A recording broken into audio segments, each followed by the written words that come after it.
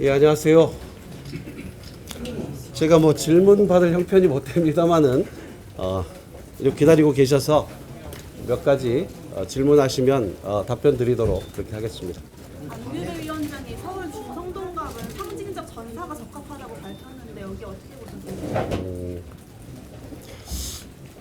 저는 이 총선을 시작할 때 처음부터 다시 국회의원이 되고자 하는 것이 목적은 아니었습니다.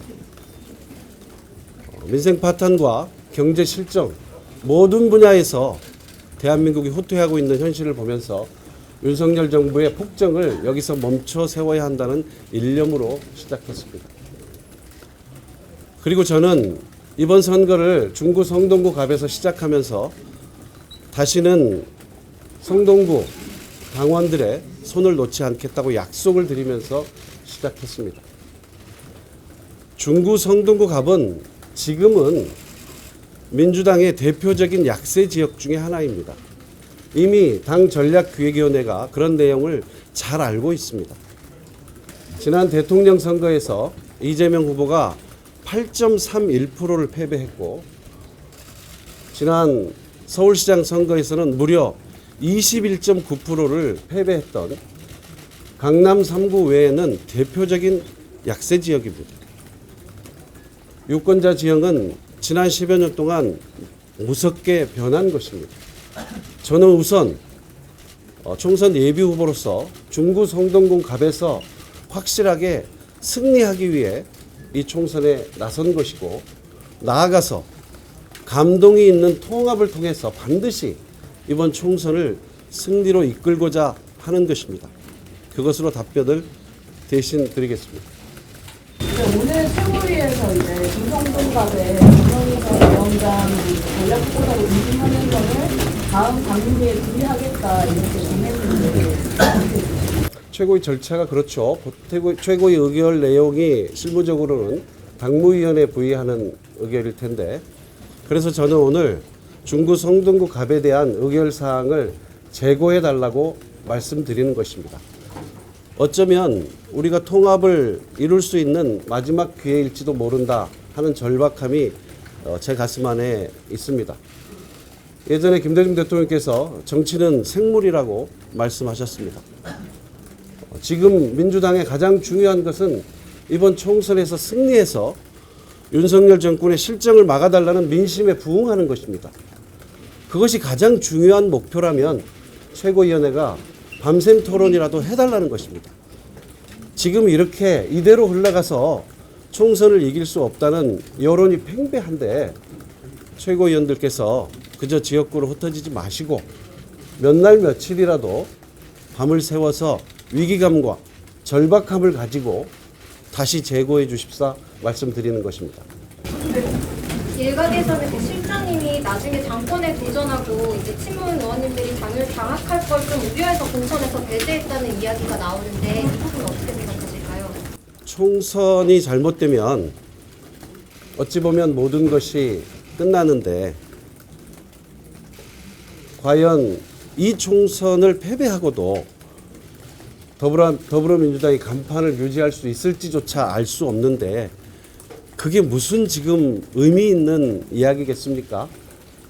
그 전략선거구에서 실장님께서 공천을 신청하시고 다른 후보들과 달리 당의 결정에 따르지 않는다 이런 지도부의 의견도 있는데 네. 협조성이 없는다는 저는 중구 성동구 갑이 전략 선거구로 공식 지정되기 전에 예비후보 등록을 했고요. 그 전에 지난해에 당의 많은 분들의 의견을 들었습니다. 제가 접촉할 수 있는 당 지도부분들 포함해서 정말 많은 의원들과 당 주변의 이야기를 듣고서 중구 성동구 갑에 예비후보 등록을 하게 된 것이고요. 또 한 가지는 예비후보 등록 절차 일정이 있습니다. 지난달 8일이 마감 일정이었는데 3차 당에 여러 번 문의를 했어요. 3차까지 후보 등록을 하지 않으면 아예 검토 대상이 되지 않는다는 답변을 들었고 저는 꼭 예비후보 적격 심사를 출마 선거구를 지정해서 신청을 해야 하느냐고까지 제가 꼼꼼히 물어서 제가 할 수 있는 최선의 노력을 다했다 말씀드리고, 지금 다시 말씀드리지만 지금 중요한 것은 총선 승리일 것입니다. 사실은 민주당의 승리보다는 국민의 승리가 절박한 이런 시점에 민주당이 고려해야 할 것은 전략적으로, 말 그대로 전략적으로 고려해야 할 것은 중구 성동구 갑에서 아까 제가 말씀드린 것처럼 강남 3구 외에는 대표적 약세 지역인 중구 성동구 갑에서 확실하게 승리하는 것, 그리고 총선 승리를 통합으로 이끄는 것이라 생각하고요. 감히 말씀드리면 지금 유권자 지형과 현재의 이 정서 속에서 새로운 분이 오셔서 중구 성동구 갑의 총선 승리를 이끌 수 있는 것인지, 과연 그 부분에 대한 전략적, 실무적 검토는 하신 것인지 제가 한번 되묻고 싶습니다. 이 정도 하실까요? 그 최종 공치를 지금 최고위원 답변 들은 후에 하겠다고 밝히셨는데 혹시 탈당이나 무소속 출마까지 고려를 하시고 최고위원회에서 흔히 모두가 총선 승리를 바라지만 누구보다도 총선 승리를 바라는 것은 이재명 대표와 당 최고위원회가 아닐까요? 그분들께서 선거를 끌고 가셔야 하고 결과에 대한 책임도 가장 높다고 할 수 있기 때문에, 그래서 전략적으로 다시 한번 고민해 달라는 것이고, 앞서 제가 정치는 생물이라고 말씀드린 점도 바로 그 질문에 대한 답이 될 것 같습니다. 혹시 다른 지역을 요청을 지도부에서 한다면 혹시 다른 지역을 좀 고려해 보실 수는 있을까요? 아닙니다. 아닙니다. 다시 말씀드리지만 저는 꼭 한번 국회의원을 더 하고자 하는 것이 아닙니다.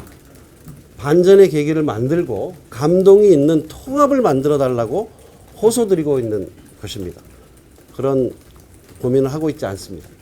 개성 캠프가 지원 유세를 거절했다고 말씀하셨는데 당시에 어떤 이유로 어떤 방식으로 거절하셨는지. 아까 말씀드린 정도로 하겠습니다.